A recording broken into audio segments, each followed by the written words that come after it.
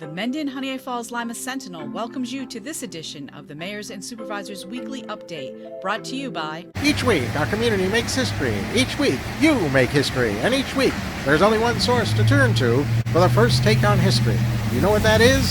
Subscribe to the Sentinel right now to discover the history being made in your own backyard.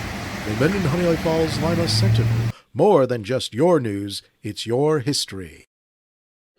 Welcome, everyone, to this week's edition of the Mayors and Supervisors Update. I'm Chris Carosa, delightful host of the Mendon-Honeoye Falls-Lima Sentinel, welcoming you again to our weekly discussion.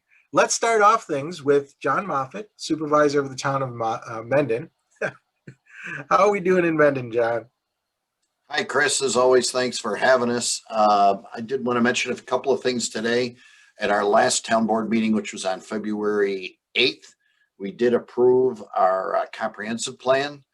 We'd been working on that for a little over 18 months, and that we did have a public hearing and did approve the new plan. So we'll be getting that up on our website shortly. And that anybody who's been involved in one of those knows it takes a while, but we got there. Also, we're looking to form a committee to look into an appropriate town-related response to the horrific helicopter accident that took the lives of three brave servicemen, one of them who lived locally in the town of Mendon. So we are going to be forming a committee. I've talked to several individuals who want to be involved. So we will be forming a committee. I'll be taking that, talking to the town board about that on March 8th. And we will look at something that would be appropriate and look for the families of the fallen soldiers to agree with something that's appropriate under these horrific circumstances. I did want to also mention that, with the weather, the early part of the winter was fairly mild, but we've seen a lot of activity lately with snow, etc. We did build a salt barn a couple of years ago, and we just had another delivery this week. So we are, still geared up, as most of you probably remember. I'm trying to forget, believe me, that it was snowing on May 11th of 2020. One of the many things I'd like to forget about 2020, but so we are prepared for more inclement weather going forward. We're all anxiously awaiting spring, but we know it's a couple turns of the calendar away.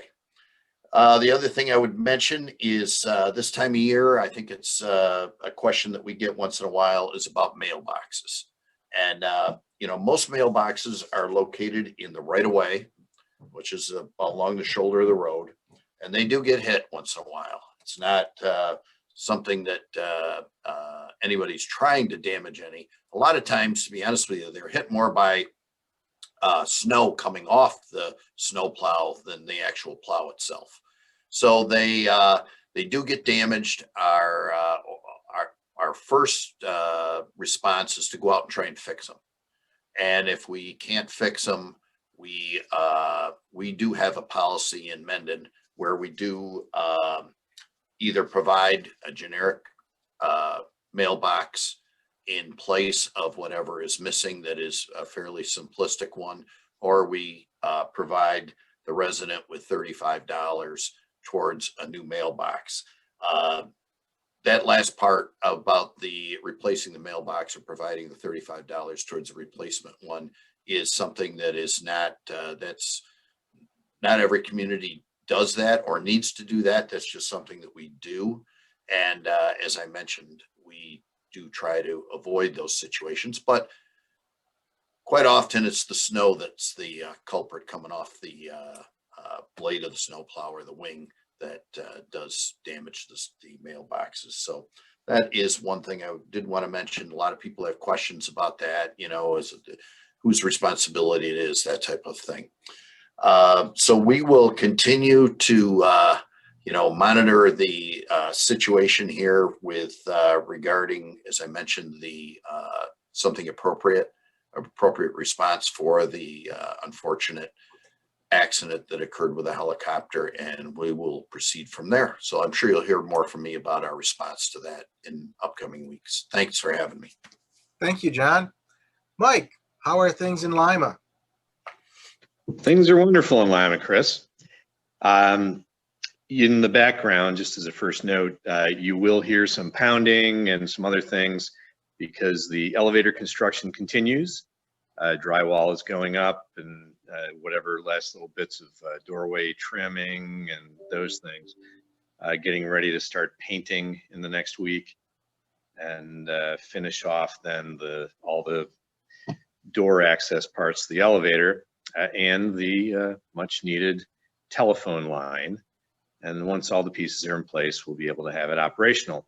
So look for that next month in March.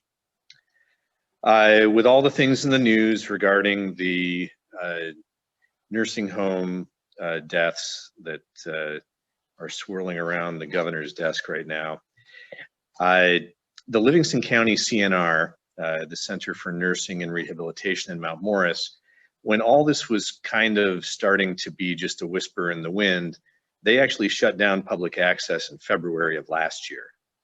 And so that saved a good number of the residents, and the impact there was much, much less than some of the other nursing homes. We did see a very large impact at the Avon nursing home, and locally that's what it is. These counts that you're seeing are nursing home counts. They are not assisted living facility counts. Lima has an assisted living facility at Alpine Manor. They were treated completely differently in all of this because they're not actually a nursing home. I don't know. We'll see how all of it settles out after everybody figures out how to actually count up all the numbers. For the Livingston County area, we're still awaiting the U.S. Department of Agriculture Reconnect grant.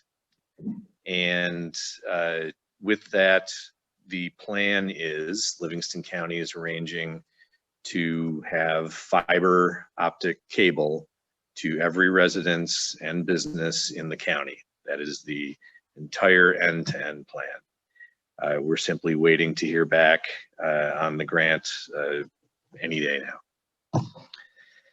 now.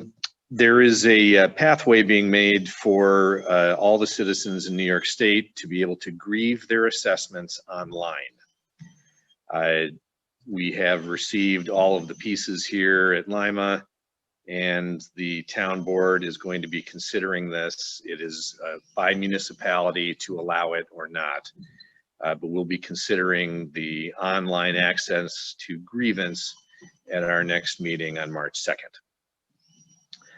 Unfortunately, we had another accident at the intersection of Dorn Road, Bragg Street, and 5 and 20 this past Tuesday. New York State DOT is doing a traffic study on the intersection, and the study is going on right now because I requested it last fall. So the timing just happens to be in the correct window. The traffic study of the intersection area is the first step toward getting a project together and then redoing the intersection to make it safer. Currently, we're averaging 3 to 4 accidents a year there, with the sight distance with that hill right there and everything else is just terrible. So stay tuned, and there will be more coming on that very soon. The drive to help HFL veterans with a school tax exemption continues. The letter that you can send in to the school board is up on the Town of Lima website under my supervisor's post. 3.3 cents per thousand is the least that we can do for our veterans. And I hope that you'll choose to send the letter in. Thanks very much, Chris. Thanks, Mike. I did have a question. There was a noise in the background. In that Reconnect grant, who were you waiting to hear from on that? What agency? The U.S. Department of Agriculture. Okay, great. Thanks. Eileen, Scottsville. Eileen, there's something different about you today. What is it? Besides the mic being off. That's the same, by the way, folks. There. No, that it was the new way I'm going to do things. You're going to have to read my lips. Now they're moving. Okay, we're fine in Scottsville in terms of the weather and everything going on with that. The mild weather at the beginning of the winter was a help, so we've had plenty of salt, and we just got another shipment of it recently. So we are in good shape. For the snow, I just want to remind people about getting cars off the road between 3 and 6 a.m. so the plows can do their work and not block you in. Anyway, our board meeting was held this past Tuesday. We approved the tax cap override, which we do every year just as a precaution. And we released monies from the general equipment reserve for the DPW to purchase a chainsaw. So that was done at our board meeting. Also at our board meeting, we okayed the purchase of a 1-ton dump truck for our DPW. And the nice thing about this is the monies are in our budget this year. We have monies in our sewer fund that we can use for this. And we are also going to be using some CHIPS money. So that will be taken care of within this year's budget. The latest thing that we've been working on in the office is finishing up our operational plan for the state. The state has required every municipality to do a public employer health emergency plan. And so we've done that, and that will be coming up for approval at our next board meeting on March 9th at 6:30 p.m. And we're continuing, it's budget time for the village, so we're continuing working on that. We have gotten our requests from the DPW, and we are putting together our tentative budget, which we will present to the board next month. And that's about it for Scottsville. And Jerry, good to see you. Yes, we're saving the best for last. Jerry, Yes. how are you in Rush? Jerry has to admit that Rush is the best kept secret in Western New York, even though Jerry had a bad case of COVID-19. Oh, I spent 3 weeks flat on my back in bed under doctor's orders. And the doctor last week said, you know, with all you got going for you, including your age, you're lucky you didn't wind up in the hospital. So I think that's because I come from the best kept secret in Western New York. Other than that, because I'm just getting back into the swing of things, I don't have much to report on other than we had a snowfall, which you all know, and our highway crew has done a tremendous job of keeping the roads clear. Don't know of any problems that have occurred. And I would also mention that our comprehensive plan is under new development. I look forward to that.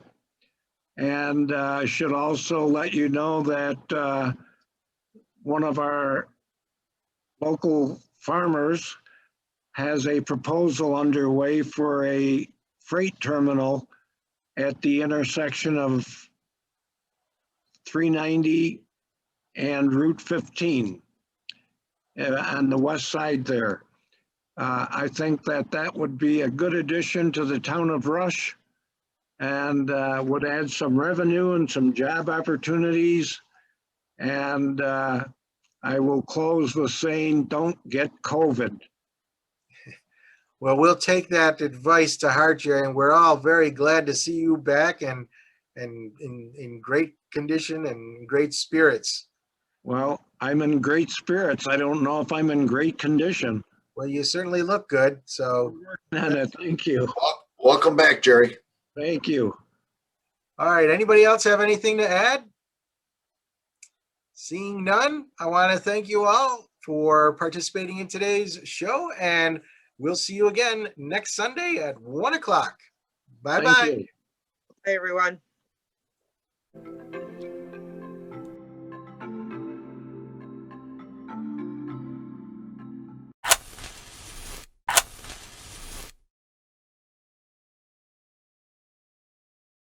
Imagine yourself communicating with a difference. Pan-Dimensional Solutions helps you do this. Whether live spectator events, taped broadcasts, or real-time audience-engaging programs, you can benefit immediately from the tools Pan-Dimensional Solutions will share with you. Do you want to make a difference? Contact us at pandimensional.com.